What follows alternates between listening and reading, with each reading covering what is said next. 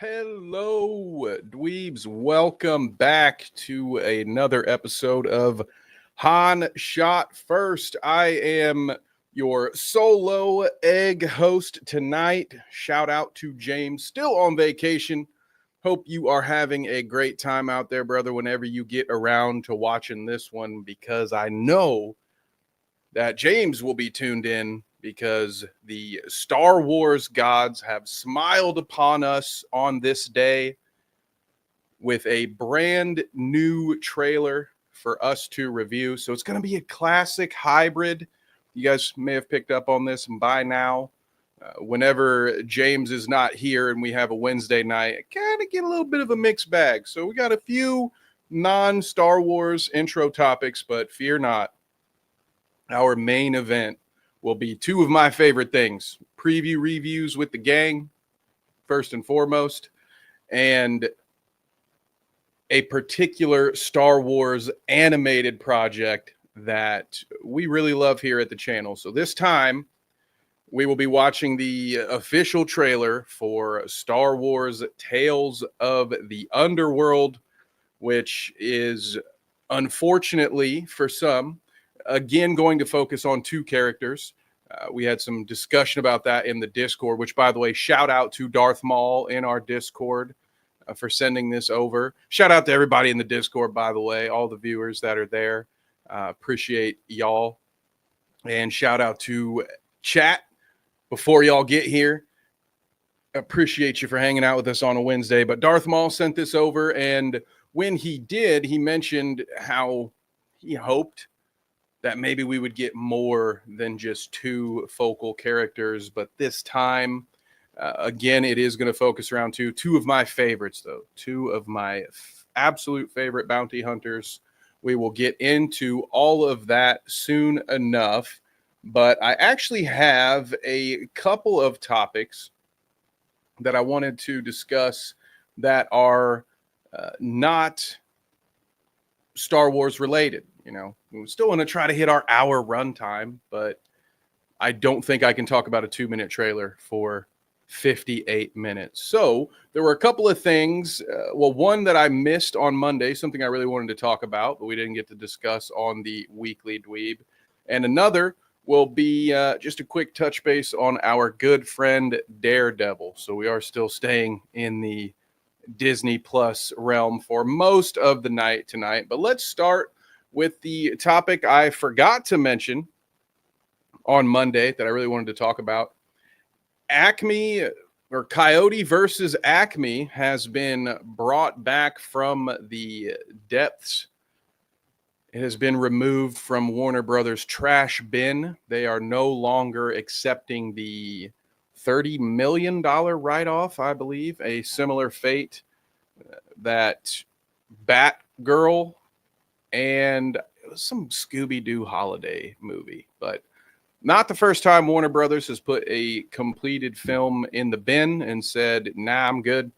But this one, due in part, I think, to some of the online feedback, but most importantly, due to the money, there has been a deal. Ketchup Entertainment has purchased Coyote vs. Acme for $50 million.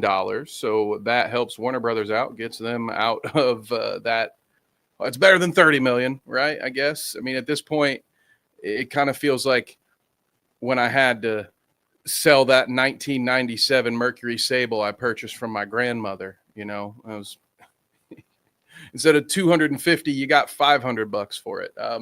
I don't know that $50 million purchase is anything close to a return on investment. In fact, I doubt it very much, but apparently it's worth more then a $30 million tax write-off. More importantly for us is that we'll actually get to see a film that some people have spoken highly of. I, for one, would just rather films get made than have people work on them and them get thrown away. So, release the Batgirl cut. Give me some of that.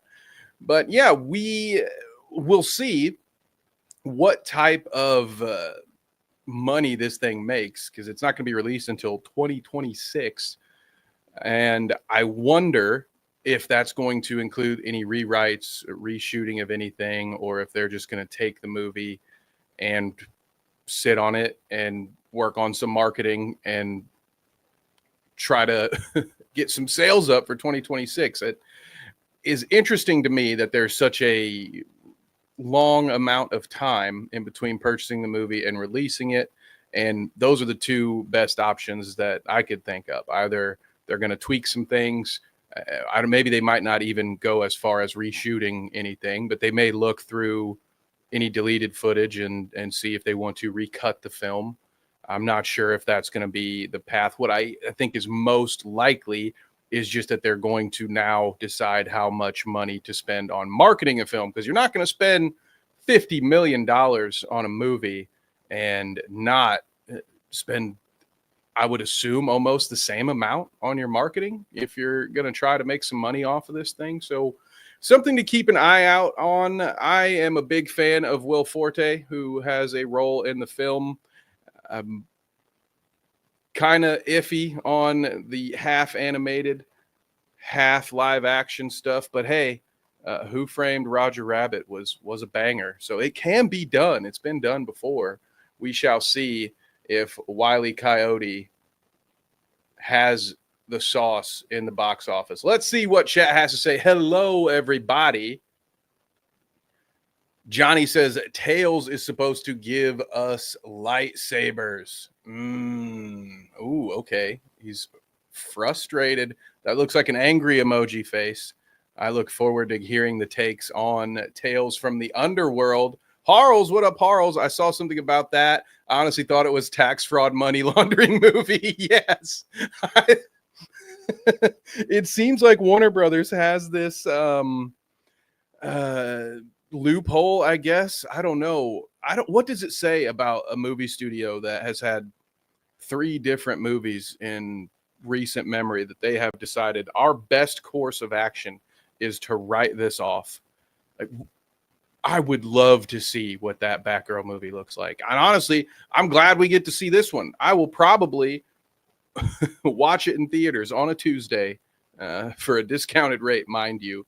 But I just can't wait to see what this shit show is, because you're talking about a company that not only greenlit, but forced a Matrix 4 movie down all of our throats, including the director and the original creators, but also a studio that saw nothing wrong with the route that Space Jam 2 took, in which they sort of, we were making fun of Doomsday on Monday. I mean, shit, the Warner Brothers Space Jam universe is absurd. They had everything from any property. So for that company to look at a movie built around a nostalgic IP and say, nah, this is no good, we got to can it. Like, how bad must this thing be?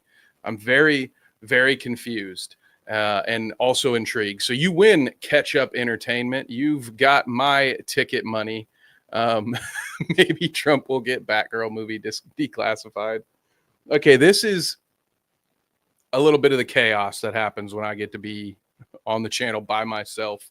But don't be surprised, gang, should my ridiculous schedule allow for it, for there to be some upcoming streams on just my Kev Nevick channel of us just reading through some of those declassified documents, because that has been a mystery that I have been very intrigued by my entire life. And I've seen some videos that have been put out. I've read through some of the documents so far.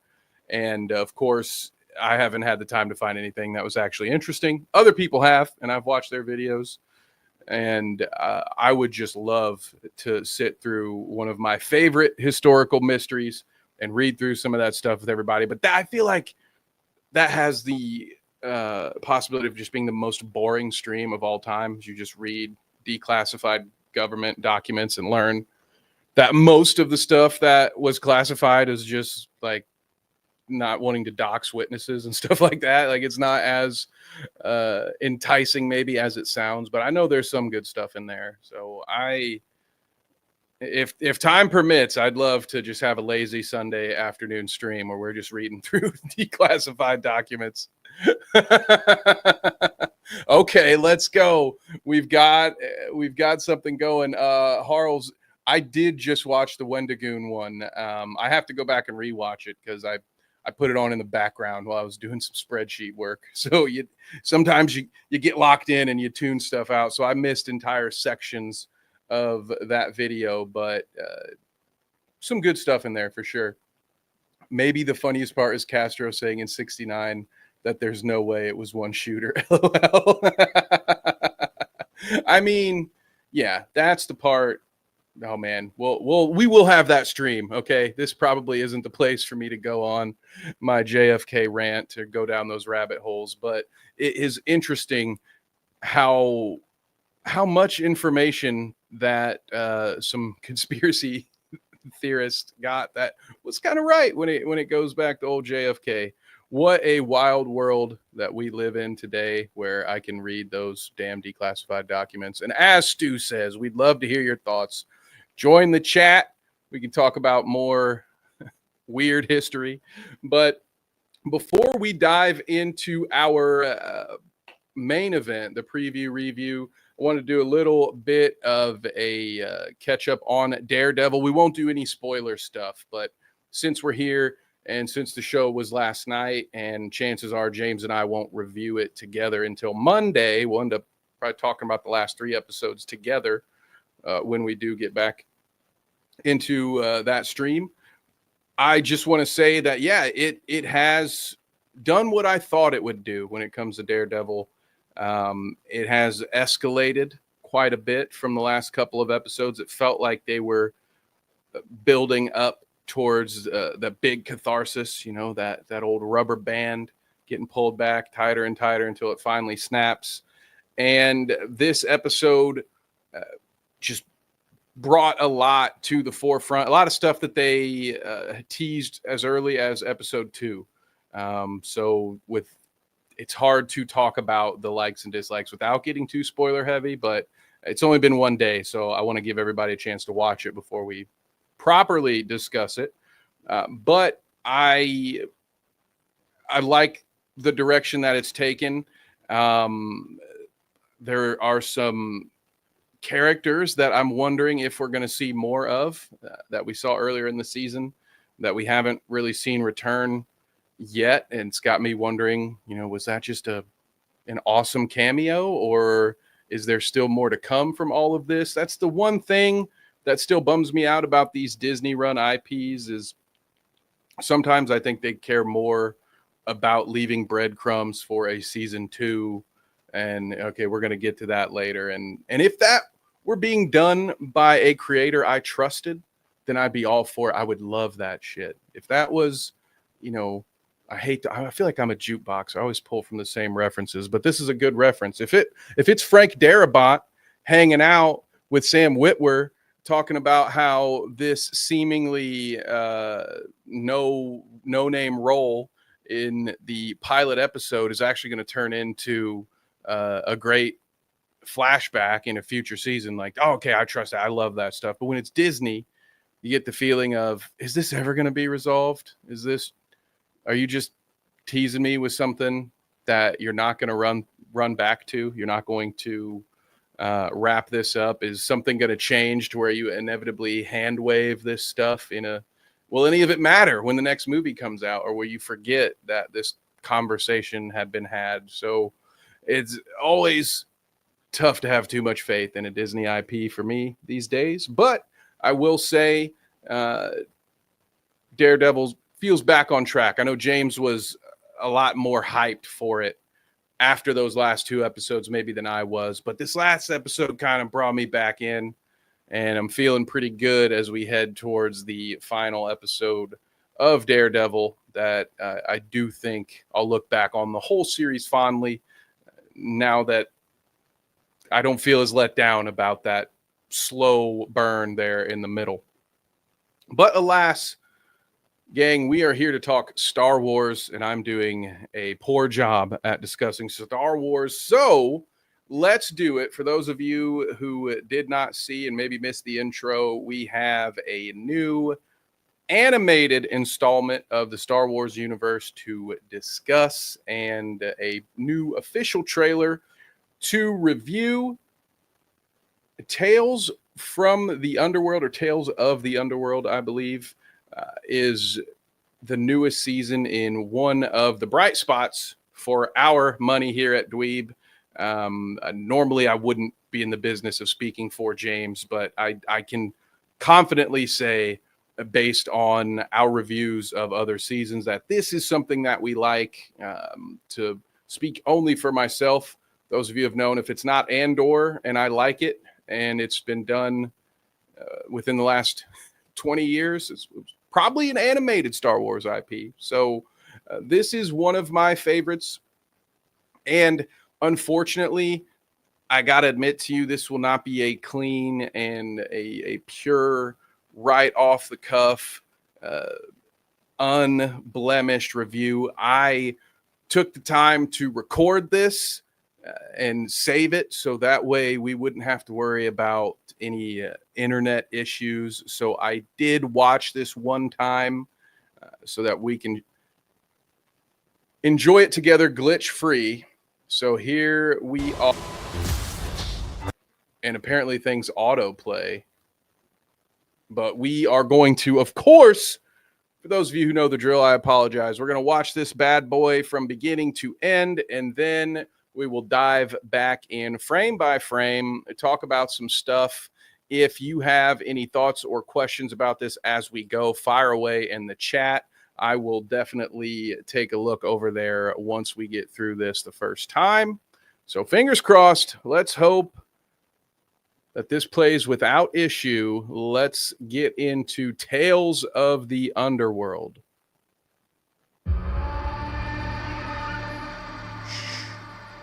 Just do as I say. I hope it's too loud. Never can be too cautious with strangers out here. Oh, desert planet. You're no stranger. Lady Ventress. Bam! We got a problem here. Just saw him right in. You're going to want to take a look at this.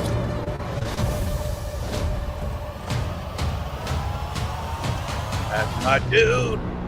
Oh! What's the situation? Did you notice He that? was your best friend. Things have changed. You took everything from me. Who are you?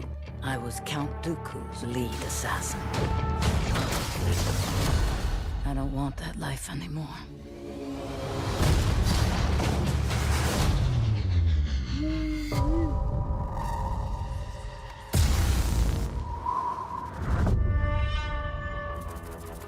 Bane? No one needs to die. Oh, I have so many thoughts. And most of them are good. Get them.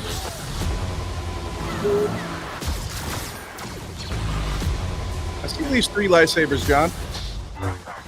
Three. You're gonna pay for what you did.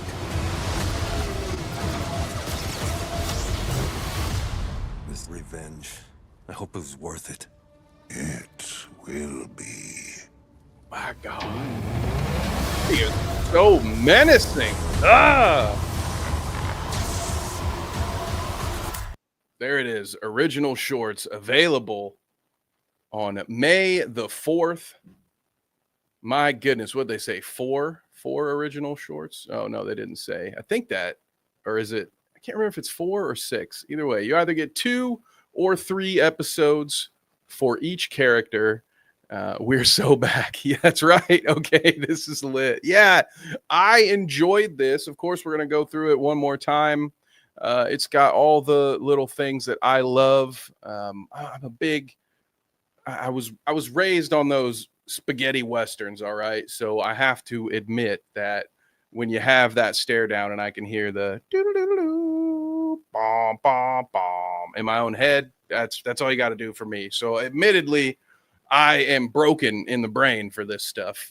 So having the two face-offs in the trailer at the same time, I thought was great.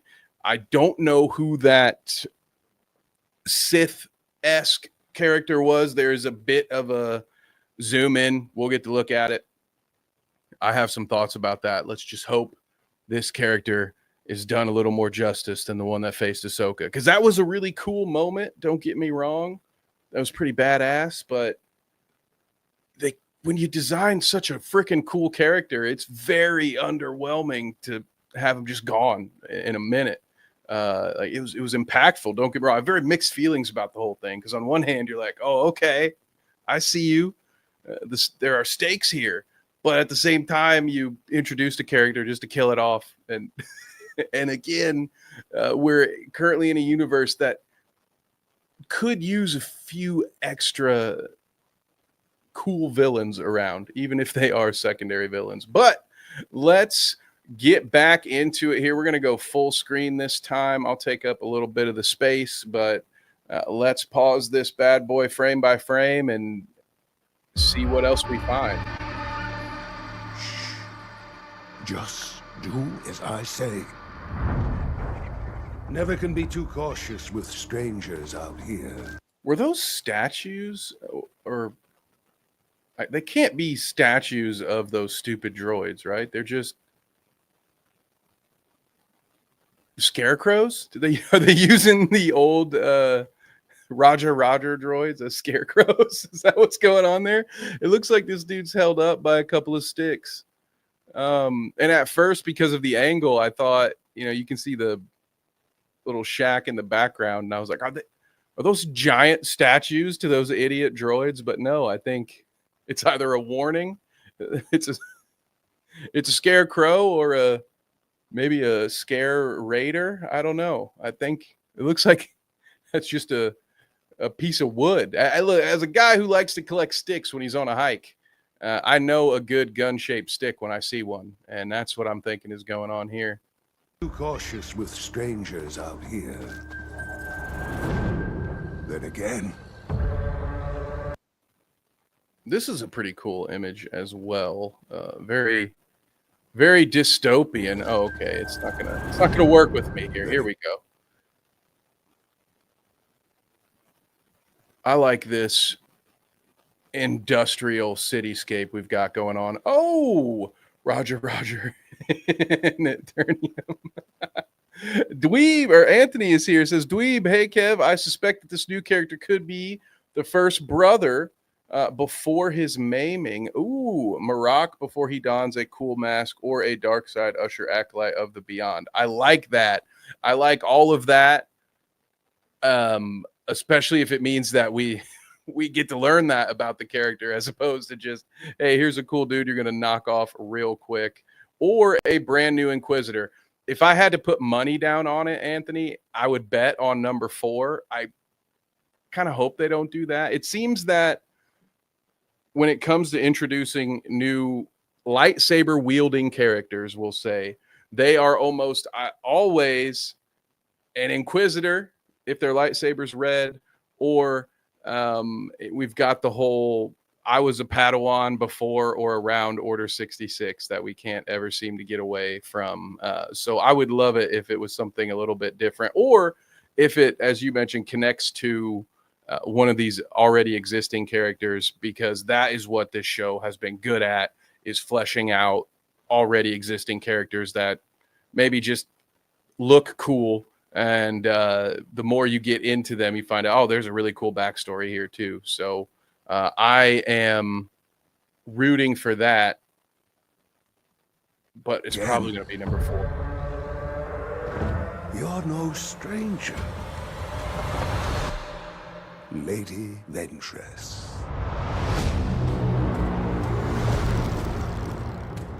Lady Ventress, at this point, when it comes to Asajj Ventress, I have gotten over the fact that we just kind of, talk about that hand wave. I like The Dark Disciple, thought it was a good book. The animated shows have gone and said that either that's not canon or she survived that whole situation. So we've got her back. I'm fine with it. It's a tough one. Again, whenever you bring back a character that you enjoy, it's hard to be like, this sucks. Why'd you do that? But at the same time, I thought she had a pretty solid end to that character. So we'll see. This, of course, will likely be all I want to say prequel. I feel like because we have a prequel trilogy, that can get murky.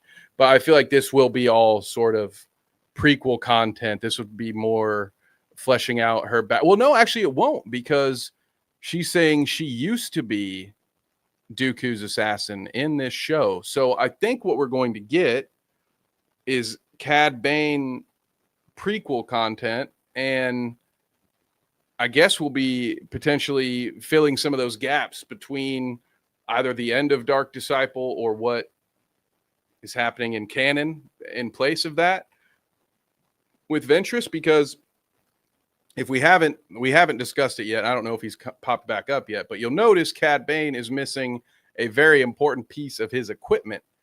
So that tells me all of his stuff happens before the Clone Wars, because it was in a deleted scene, I believe.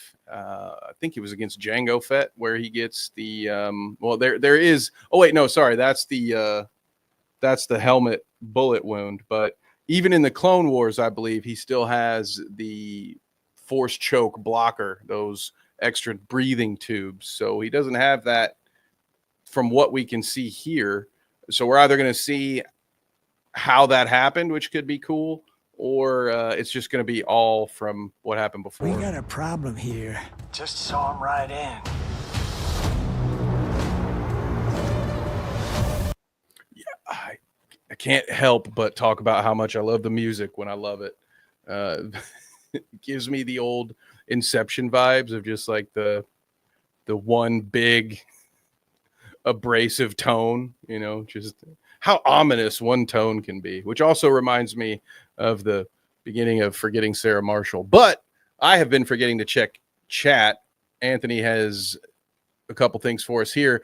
By the way, I love this trailer. To see this just after finishing the High Republic Tears of the Nameless, then beginning into the light, I am in the zone. The Ventress Dark Disciple story will happen. Okay. I'm all about it.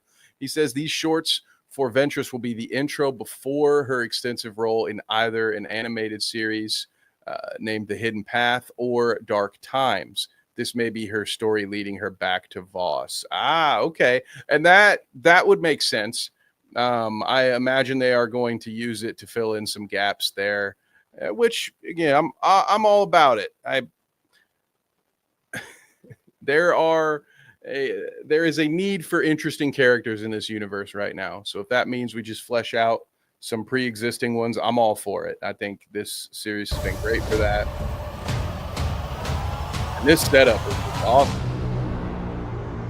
But you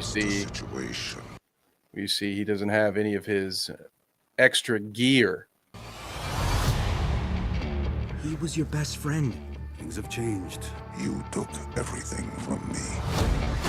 I can't wait to see this whole revenge storyline play out. I have a feeling it's going to be tragic. I would say Shakespearean, but come on. I imagine it's going to be a situation where these best friends are pitted against each other almost wrongfully, right? Like Cad Bane's going to have a view of the situation that makes him hate his best friend, where so it'll be potentially justifiable, but we'll get to, I assume, see his descent into being a scoundrel, which I love. But hopefully we get another interesting character out of this whole best friend situation. Who are you? I was Count Dooku's lead assassin. Which, so it's not all sunshine and rainbows. Can I critique? Is that like, that's probably not a thing you would announce, right? Like, yeah, I was a Sith Lord's lead assassin. Really? You just tell anybody at the bar that? That's, who are you, Elliot Ness? Come on. I don't want that life anymore. I don't want that life. All right, Wyatt Earp. Shout out to the legend, Val Kilmer. May he rest in peace. He will forever be our Huckleberry. But that was very much a Wyatt Earp or a Doc Holliday type line. It's definitely Wyatt Earp. Like, that's the hero's journey. I think that's step one, right? The refusing the call. I don't want that life. No, you need to listen, Marshall. I've done my time. Now I'd like to move on with my life. I don't want that life anymore. I want to play for blood.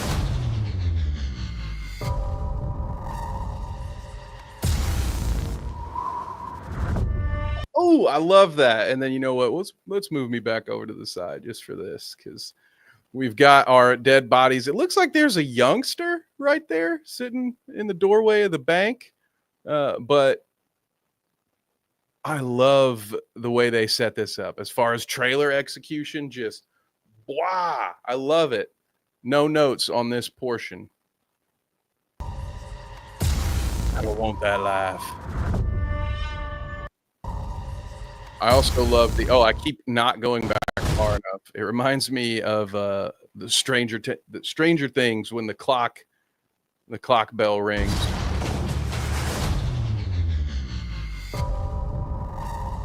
See what I'm saying? Oh, I love that. Yeah, and they even do the little finger deal by the holster. Oh, come on, I'm here for it. That's honestly all I need is this, and I would have liked it. To be fair. No one needs to die.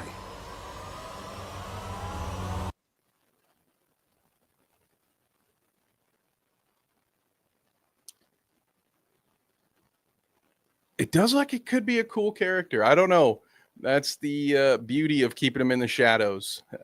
You don't have to deal as much with the textures. So what will be behind that mask aside from those creepy eyes?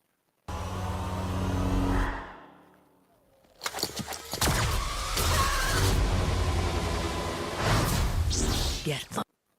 And then we get the angsty teen Padawan. Gotta love that. Get. So at least we get that third lightsaber, John.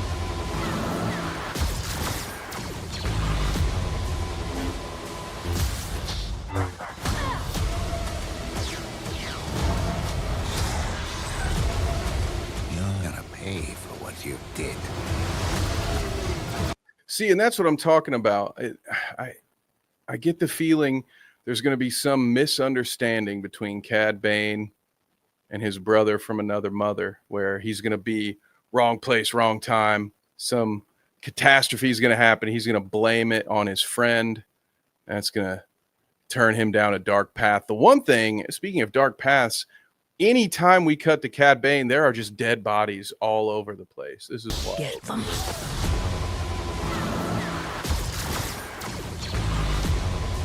Falling off the roof. Obligatory stormtroopers can't hit anything shot. You're gonna pay for what you did.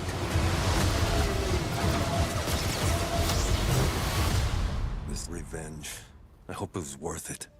It will be. Ooh, yeah, that's never good. This is why protagonists should talk to each other. Yeah, it's I hate to do it. I hate to invoke the acolyte when we're having such a good day, but it's just sort of like, remember how you could have just told the twins what happened the day that you took them, and then there was this whole storyline that happened just because our Obi-Wan stand-in also couldn't tell the truth to his young Padawan student. It was like, we gave it to you. when you, from a certain point of view, that is what I said. You just have the conversation, man. Crazy.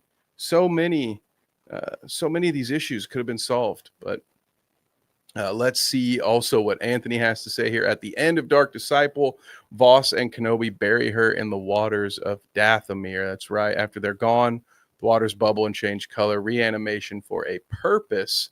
Balance in the Force. So there we go. Okay, yeah, that tracks. That makes sense. He's got yellow Sith eyes. He's a baddie, all right. People have said that the preteen Padawan is a character from TCW named Pedro. Filoni never forgets his and Lucas's characters. That is true, right? And a good opportunity to pull somebody who might be more obscure from the Clone Wars, or at least not as widely known, and inject them here. I mean, look at what Saw Gerrera has turned into after being in a few Clone Wars episodes. Now he's a huge character and popping up all the time and stuff. So maybe we will see this young teen again. But I am excited. I guess less so about the Asajj storyline. I'm sure it will be fine. I expect that at least those the lightsaber bits that they showed us already looked pretty cool. So based on strictly the trailer footage, that fight was already longer than the one Ahsoka had with the other whichever brother that was. But for me, I think this Cad Bane storyline of how I assume we get to see him turn from, I don't know, will he be a straight up good guy that just is a little too black and white when it comes to his reasoning? Is he a Sith that only deals in absolutes? Does he just have a broken version of events that kind of lead him to becoming this badass psycho bounty hunter? Going to war against your best friend. That could be a fun storyline there. So I am very much looking forward to this. When it comes to the trailer, as I think back on it, we got a lot of cool action scenes. There was even the bit right here where we go kind of the quick cut crescendo vibe, like all of those speeders. There's a lot going on right there where they're being chased by, just mute that for a second, just so many different speeders chasing them. They cut through a lot of stuff, happens in those last few seconds there. It looks like it's got everything, and it definitely did a good job of setting the tone and getting me excited for it. I don't think it shared too much, maybe a little bit with the Cad Bane. They basically gave us the whole elevator pitch right there. But I think I would give this one somewhere between an 8 or a 9 for our preview review score. This had all of the stuff that I like. Loved the audio, loved the editing, especially when we, again, talk about the stare downs, the 2 face-offs. So this was all good. Look at you, Disney. Congratulations, Star Wars. You got me. You got me back. Just when I think I'm out, they reel me back in with something like this. So let me know, chat, what your thoughts are on this show that's upcoming. I'm going to hang out here for a little bit longer. I apologize for the shorter runtime of the show, but we will be back to our regularly scheduled programming next week. And let's see what Anthony has to say about the trailer here. After watching this trailer this afternoon, I really need to see stories from the High Republic in this style. Between the Nameless, the Drengir, the Blight, and Jedi Hunters, it would look great. I tend to agree with you on that one, based on, and I'm taking a lot of this secondhand because I have not read as much of this stuff as you have, and I know James is reading a lot of it too. maybe not as much of the High Republic stuff. I think he's currently reading Glass Abyss right now, or recently finished it. But yeah, based on what I do know and what you've shared with us, it does seem like there are plenty of stories to be told there. Again, that's why we originally got so hyped about a show that was going to be placed closer to the High Republic timeline, because it seems like there is just this untapped resource that, especially I think in animation, you bring up a great point of them doing it in this style. So it would be, I think, a really low risk opportunity to do something like this. You just call it Tales of the High Republic if you want to start. Again, I agree with Darth Maul's take that I'd love to see a little bit more, maybe whether it be more than 2 characters or more time spent with each character. I could go either way, honestly, or at least you could convince me to go either way. But I think something like that is a great way to test that out and see if there is an audience for it. We already know that at least, myself, James, Anthony, some other chatters, I assume, would be an audience for that we would watch that stuff. But would the general Disney Plus audience follow along? And I think if you're going to test something like that out, this format is perfect for it. Do some kind of animated special that is a shorter runtime. Make sure you have the budget for it ahead of time. We don't want an Uzumaki situation here, but I think that would be a great opportunity to bring some of that stuff into the Disney Plus scene. So great idea there. Let's go, Anthony. I saw a little bit of this before I pulled it up. It says the Glass Abyss will be available in soft cover in July. There we go. So we'll see, gang. Maybe I will take one for the team and buy the hardcover before then, so we can talk about this book sooner than July. But I will tell you that at the latest, I will be buying that soft cover when it comes out. We'll talk to James. I know with Andor coming up, we kind of have a lot of the immediate future of the show already booked. But that could time out very well, where as soon as we're done with Andor, we can talk about the Glass Abyss. I would love to do that. Honestly, would love to talk more about books in general. That's a topic for maybe a Monday show. But the one thing that Star Wars has given us that seems to be pretty good is a plethora of some of these novels. So we're going to talk with James about making that maybe a larger part of the Han Shot First programming, because after Andor and now this, I don't know how many more shows, we can review all of Clone Wars. We can do that. But no, getting some more books involved would be great. So, I'm going to let this play one more time on mute as we hang out. If anybody's got anything else to say in the chat, let me know. Once again, I want to thank everybody who has tuned in during James's vacation. You guys are awesome in chat. Staying active in there really helps me run the show solo. I like having you guys to talk to, so we appreciate you. And as always, I haven't said it as much lately, but we do love the lurkers as well. We appreciate you. And I know James will be thrilled to know that you guys were here to hang out with us and to watch this trailer. If anything, he's going to be a little disappointed that he didn't get to watch it with us. But we will have our live streams will be back to normal, I believe, next week, Monday and Wednesday. And I really looking forward to getting caught up on Daredevil with everybody. We can finally get full spoilers, talk about all of that stuff. But as far as the Star Wars of it all goes, this is a good season for us. We've got still a month and 2 days. Will there be anything else that gets revealed as we head into May the 4th? If it does, we'll certainly be here to bring it to you. And maybe we might, now that I'm thinking about it, I got to check that release schedule.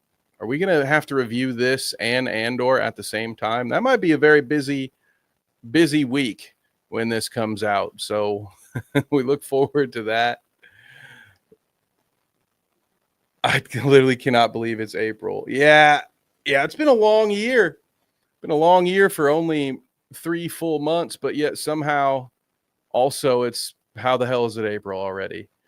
But living in Ohio as I do, it's winter one day, summer for like 3 hours, and then tornadoes to bring it all home. So it definitely feels like that chaotic Midwestern spring. But my God, how is it April already? And honestly, when will it just get warm and stay warm? Because I'm sick of it. All right, I'm despite how much I love rocking a hoodie.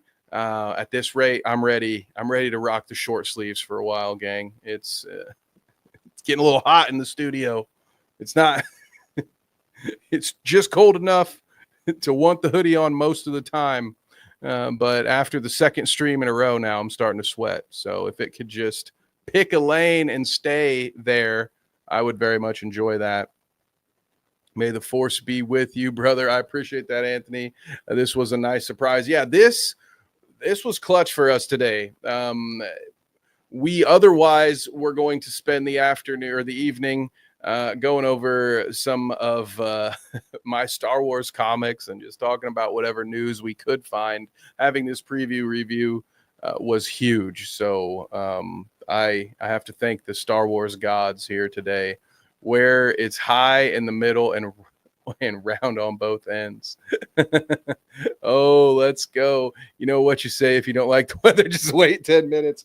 That is literally the first thing that was said to me. Okay, gang, we are officially just in story time with Kev mode. So we'll maybe end with this. But the first day that I was in the wonderful state of Ohio, I had moved up there from Florida. It was quite a journey, seen a lot of this great nation growing up. But when I got to my 7th grade English class, that was the first thing my teacher said to me: "Welcome to Ohio.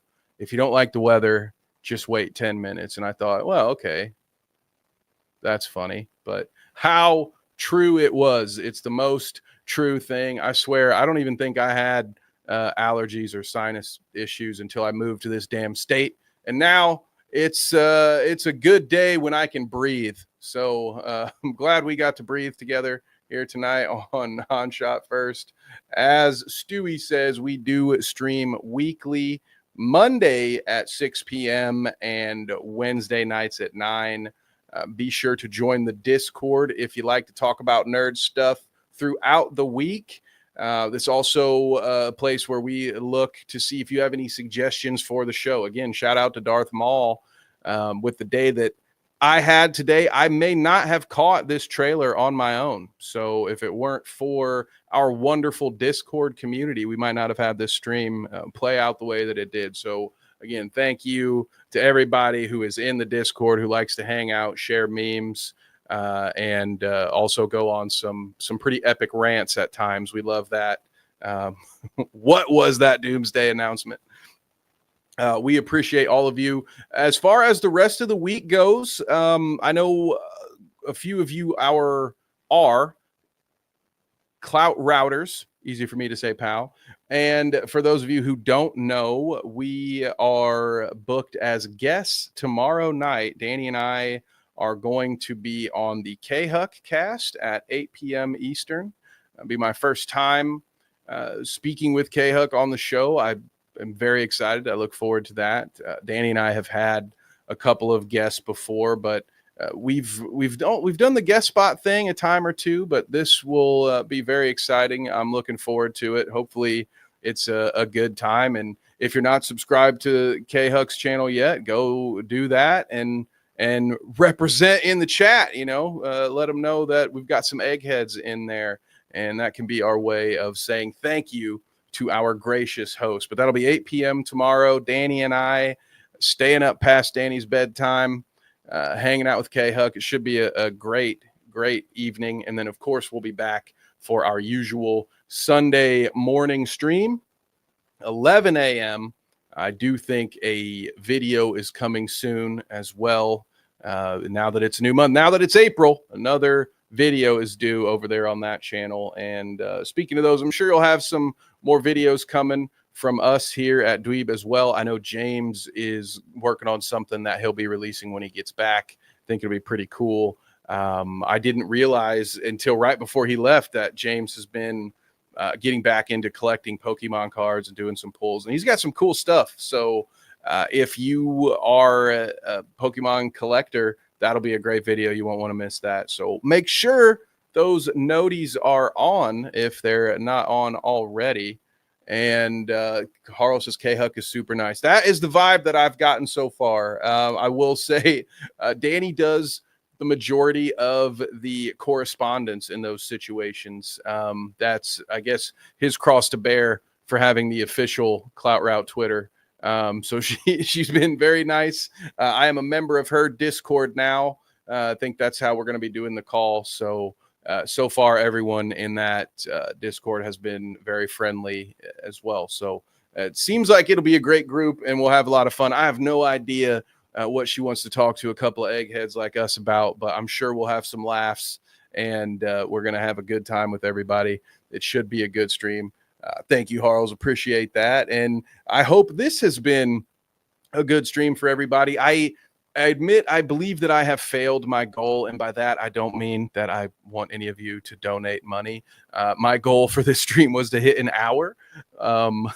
And we did fall a little short so far. And I don't want to just talk about nothing for 9 minutes to hit a goal. But once again, I greatly appreciate everybody who has tuned in for all of our live streams throughout our time here at Dweeb. It's been a lot of fun. We need to get Johnny back on the stream. I don't know if John's still here. Pardon me 1 second. But when we first started doing Han Shot First, there were 3 of us hanging out quite often. And it's been a while since we've checked in with John and gotten his opinions on some of this nerd stuff. But I will say probably my last little promo here that John and I are working on some pretty cool scripted stuff for Bite Size Sports. We are going more in a sports history direction, talking about things that might have been, things that almost happened in the world of sports. And we're going to try to take some of our personal styling. If you don't know, those of you who aren't sports fans, John is an incredible writer, very detailed, tells a great story. And the two of us are going to work together to script out some of these and do sort of a what I would call like a secret base John Boy kind of hybrid over at Bite Size Sports. So might be doing fewer live streams over there, focused more on some short form scripted content, but it'll be a lot of fun. So if you're a fan of history and the weird things that can happen when people get together, it'll be some stuff that I think will be definitely for sports fans, but not limited to. For instance, one of our videos will be about the greatest upset of all time, in my opinion, which was in 1971 when the Harlem Globetrotters accidentally lost a game that they were rigged to win. So if that isn't the greatest upset of all time, I don't know what is. So we're going to have some fun talking about stuff like that. Fuchsia, talk about the color fuchsia. I love pink. All right. I'm going to go full screen right here. I've been trying to switch it up. Sometimes we got the purple, but I've realized that the more color I use, the more it turns me into a jaundice looking guy. So unfortunately, I'm not tan at all. I'm very pale, but something about the pink lights seems to occasionally turn me yellow. And see, as soon as I talk about it, now I'm back to just normal old Celtic Kev here. So I don't know what's going on, but I love there it is. Now we're yellow again. It's great. A lot of fun. So I will bid you all adieu. I thank you so much for your time tonight. You have been phenomenal. James will be back next week to run the show, so we all have that to look forward to. But again, shout out to us in the Discord if you want to talk about anything, if you have video ideas.